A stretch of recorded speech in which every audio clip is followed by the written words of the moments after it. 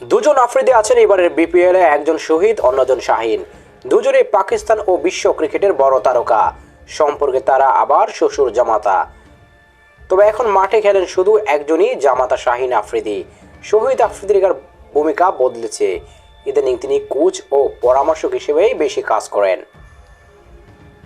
তো দুই বিখ্যাত আফ্রিদিকেই দেখা যাবে এবারের বিপিএল এ।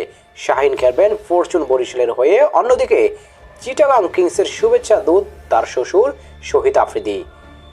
শ্বশুর অবশ্য এর আগে বিপিএল এর 6 আসরে খেলেছেন একাধিক দলের হয়ে। এবারও শহীদ আফ্রিদির ভূমিকাটা খেলোয়াড় হলেই এবারও বিপিএল এ তার মুখোমুখি হতে হতো জামাতা শাহিন আফ্রিদিকে।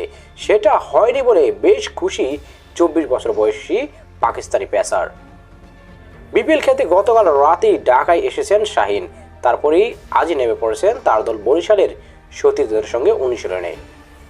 মিরপুরে বিসিবি একাডেমিতে মাঠে সেই অনুশীলন শেষে শাহিন সংবাদ মাধ্যমের মুখোমুখি হওয়ার পর খুব স্বাভাবিকভাবেই এসেছে তার বিখ্যাত শ্বশুরের প্রসঙ্গ।